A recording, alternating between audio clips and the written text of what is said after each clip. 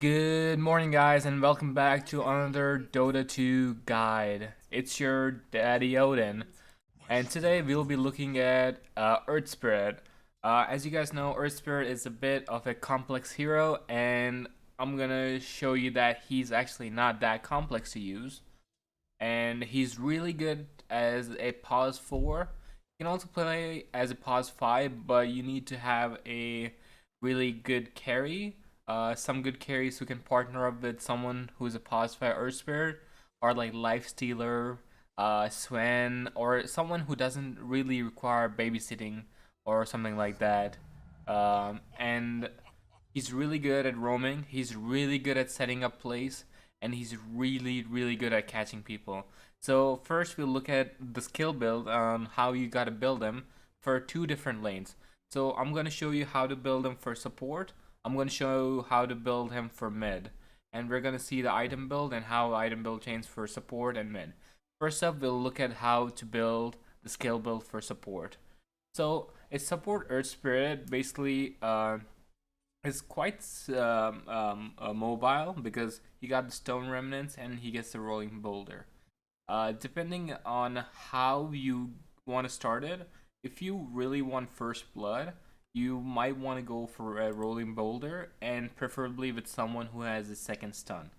So how it goes is that let's summon a hero right now. Let's enemy spawn there. So the axe is right there. So the way Earth Spirit works, if you don't toss a boulder, he does go and stun the enemy, but it's not fast. If you want to be fast, so let's see, I'm in the fog and I want to go kill that axe. Oh. And if I use my rolling boulder now, it speeds up the push and I go faster to the axe. And when it hits, it keeps a 0.4 second stun. And using the stun, maybe a punch hook can come to bring the enemy player into position, or a Vengeful Spirit stun, or Witch Doctor stun, or Lion stun, or even the Sven stun can come in and you guys can finish him up. And Earth Spirit does have really good attack animation and speed, so you can actually do a lot of damage to them while you stun them. The next spell you usually try to level up on Earth Spirit is the Boulder Smash. This is for two main reasons. If you're a support, it's really good that you skill up Boulder Smash and Rolling Boulder to at least a 3-2 combo with leaving one level in Geomagnetic Grip. So I'll show you how the combo for Rolling Boulder and the Boulder Smash works. So you come for a roaming gank. Use your boulder and you go to the axe. All you gotta do is push the axe like that so the mid can start hitting. Usually when they're in the river and you push them, they usually end up going on near the high ground area of the mid. And if the mid is like Storm Spirit, Invoker, or someone who has like a nice hold down, you can usually get a really nice kill. After, as I said in the skill build, you usually want to skill the Rolling Boulder, then the Boulder Smash, and maybe at level 5 you might want to get Geomagnetic Grip. And this is really situational based because the only time you will ever get the Geomagnetic Grip is that if you have a really elusive character in the enemy team. Like if there's a Weaver or someone that you want to gank but you're not able to because he's going invisible, that's the only time you want to kill Geomagnetic Grip at level 5. If there is no one with that kind of elusiveness, you can just avoid getting the Geomagnetic Grip, and you can get one more level in either Rolling Boulder, or you can get one more level in Boulder Smash. I personally prefer getting Rolling Boulder because the stun adds up, and you get at least a 1.6 stun with the Rolling Boulder, and I really like that. So if you go now, and we can go and hit the axe, and he's stunned, and you can push him, and your mid will finish him off. And you get the XP, and he gets the gold. After that, at level 6, your ult is actually not that strong, I would say, because when you're at like level 6 minutes in or 10 minutes in, you usually don't think of having like this big team fight, and your ult kind of lacks a bit. So because of that, I usually prefer getting at level 6 the Boulder Smash and waiting for my level 7 to get my ult. Because at by the time a pause 5 or pause 4 gets to level 7, it's usually around the 12 to 14 minute mark. Because if you're roaming, you will lose a lot of XP and you'll spend more time in hiding in the fog for a really good gank or stuff like that. So I would wait till like level 7 and get my ult. So the way oh, there's also a couple of things you can do with this remnants. So if you keep a remnant and push it, it goes and slows the people. So it's a really good way to slow someone in a catch or something like that. So the way your ult actually works is that you when there's a stone remnant and you ult someone, the basically when there's a remnant, it re-triggers it. So if we take this guy to the side, let's keep a remnant here. If we ult him here, and he goes to the thing, it re-triggers it. As you can see, the thing went to 5. So in that way, what you do basically is that you either roll into a big team fight, so it's someone like 5 heroes. 4 is good, I guess. So you basically go with a rolling boulder, and you drop your ult, and you wait for them, and you either get caught up or something, then you re-drop a stone. And if you have one more stone, you can re-drop it. And it basically starts it all up. And each pulse in level 1 does 50 damage. So it's really good damage that you can keep on the enemy heroes. Next at level 8, you can get the geomagnetic grip because it'll start getting useful because you can stop them and add some more damage in the thing. Uh, After that, it's pretty simple. You just keep you max out your boulder smash and your rolling boulder, then you max out your geometric grip and your magnetize as you level up. But at level 10 is where stuff changes. So I did a mistake, but at level 10 or level 11, it doesn't really matter. Getting the plus 10 intelligence is more useful for pause 4 than a pause 2 who's mid. Because there's multiple reasons for this. If you have more intelligence, you'll do more spell amp. And all your spells are magical damage. And if you have more spell damage, you have more damage on your hand. So it's really useful to get that plus 10 intelligence. And as you level up, you maximize the ult and the geometric grip. At level 15, do get the rolling boulder damage. It's really good. It helps you get to places. And the plus 7 armor, you can always get it from an item or something. Whenever you see a talent tree, you always try to get stuff which buff your spells without the use of wait, let me rephrase that. You always get talents which buff you, but the buff should be in such a way that it cannot be replaced with an item. So even if I get a Kaya or something, I can do that plus 150 rolling boulder damage. And even though if I get a Kaya now, that's 150 plus damage, plus the Kaya added on spell lamp to my damage, which is really good. Um, let's see. And you maximize these. Yeah. At level 20, this is a situational one. For a pause 5 and pause 4, if the game is going really, really good, that's the only time he will reach level 20 sometimes, or level 21, somewhere there. But if the game is going really fast paced and it ends in 30 minutes, usually he doesn't even reach to level 20.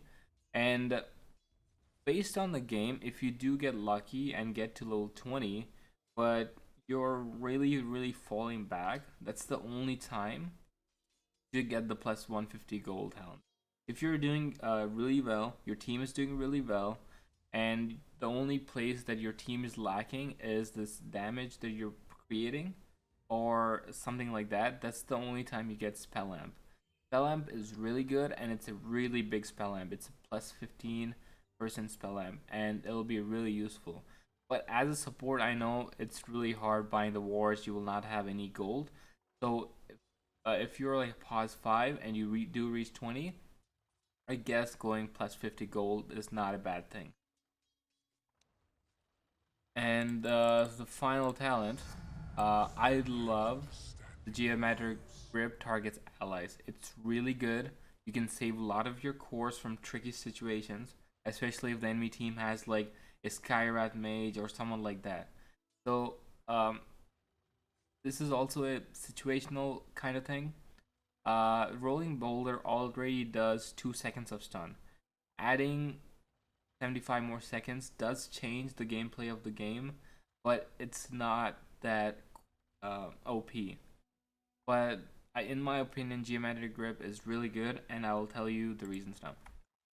So if you have Geometric Grip, let's consider the card wave as our ally. So normally how Earth Spirit saves is that you boulder, and you go there, and you push him. Oh, I missed it by a lot. And you push your hero to safety, and he runs away from that. Instead of that, what you can do is that you can use Geometric Grip and bring him to you. And if you have Aether Lens or something like that, you can bring him much more further. See the range on how you can bring him? So both of you will be in safety, and you will basically avoid a smoke play from the enemy team. Let's see. I think that covers all the spell build. Let's now go into item build, and this item build is for pause 5 and pause 4 only. So your starting item should have a Clarity, Tango, and get an Orb of Venom. And you'll also be buying a Courier and a Ward. After you, the next item you try to focus to get is Brown Boots. Then from Brown Boots, you try to get your urn as soon as possible. You are a roaming hero, you keep a lot of pressure on the map, and urn is your best friend. If you don't have an urn, you basically lack the chance of regening yourself, or going on place and making plays and throwing the debuff on the enemy and doing more damage. Urn is the a really good item you should get. After you get an urn, you can go complete your boots. So there are two options of boots you can do for roaming Earth Spirit. The first option is you can go Tranquil Boots, which give you more regen. This is more towards pause 4, where you keep on going in gangs, you need to take a minute, you gotta heal all your health back, and in that case Tranquil Boots is really good. Or you can always get Mana Boots. Mana Boots are also really good if you're pause 5. Your carry will need some mana, your mid will need some mana. And if you are able to go for a gank play, giving mana, and kill the enemy hero, his mana pool will be full, and he'll get a kill, and he'll be ready to take one more kill, which saves time and is more efficient for your course. So let's go for Mana Boots for now. After that, you can get either a Yule Scepter or a Force Staff. Depending on how the game is going, you can get either or. If the enemy team has someone like Axe, or someone who just wants to keep getting in your face and stops your core from farming. In this way, if Axe blinks in, calls, and uses Blade Mail, all you gotta do is Force Staff him or Yule Scepter him. In my opinion, Yule Scepter is really good with Earth Spirit, and I'll show you why I feel like Yule Scepter is the best item on Earth Spirit compared to Force Staff. There are other items you can get, but in my opinion, it's really good. So what you will do basically is that Yule Scepter is the next setup for you. So all you gotta do is Yule Sim, wait for him to fall, and you basically just go onto him. Two things happen with this.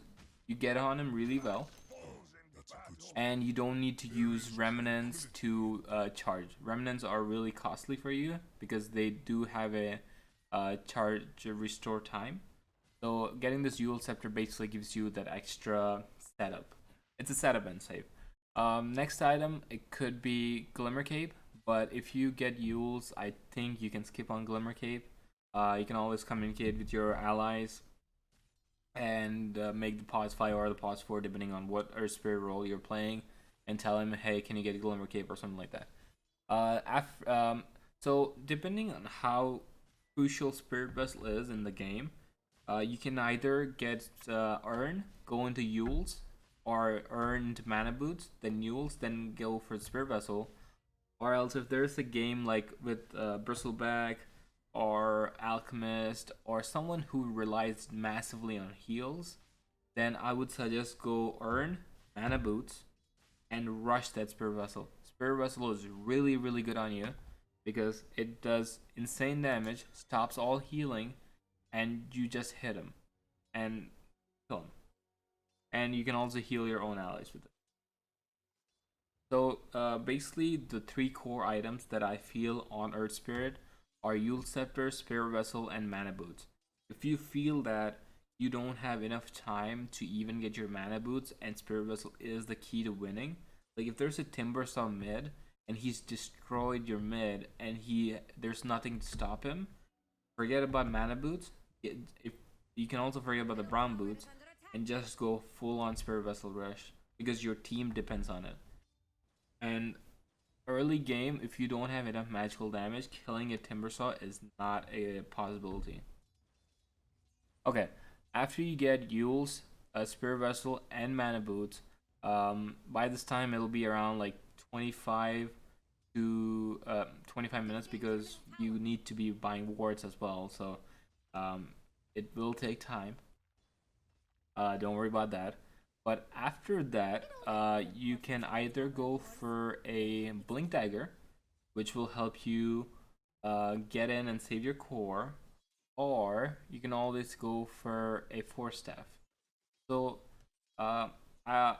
so there's a couple of things that always go in my mind when I'm going for Blink Dagger versus a Force Staff. So if there are natural Radiance builders like Lifestealer, Alchemist, or Brewmaster or someone like that, you try to avoid going Blink because there's high chance of it getting removed. So if the enemy team has like a Sniper or Spectre or PA, the ability for you to blink into places kind of slims down. So instead of getting a Blink, you can always get a Force Staff. Both of them are the same price. Blink teleports you 1200 units, where Force Staff only teleports you 600 units. It is not too bad, but you do have your remnants to get into places really fast. So Force is just a way for you to push yourself in and use it. If you feel that you don't need extra setup, you can skip the Yules and you can go direct Force Staff. Force Staff provides you multiple kind of features. One, if the enemy team has a Skywrath Mage, you can always Force Staff your cores from Rod of Ados so that they don't get killed in Sky's ult. This way your core is saving his BKB, he's staying alive, and you got him out, and Skywrath just wasted his ult. Other ways, you can always dive in to Skywrath Mage's ult with your Stone Remnants and push him off, or pull him if at level 25, I guess. Let's see, what other items are really good on this guy? If it goes really late game and you are rich, you can always get a Aghanims. Aghanims is really good. What this Axe does for Earth Spirit is that it makes the enemy unit or your ally into a stone. I think it works. No, it doesn't work on creeps. But let's test it on allied unit. So all you gotta do is go near him and you can make him like that. And let me send that away. So if you push him when he's a Stone Remnant, he actually goes really far. He goes the max distance because the distance for a Remnant is 2000. For example, the enemy is sitting right there and you see him and you basically use your boulder and you see the enemy hero. You can go behind him and make him into stone and push him into your team. So you're basically sending a hero who is right here to here, which is really good. I think that's all for our Spirit Guide. If you guys have any questions or comments, do leave it in the comment section. I'd really appreciate if you guys hit the subscribe and the bell icon, and don't forget to leave a like on the video. I hope you guys learned something new today. Thank you and have a nice day. See you later.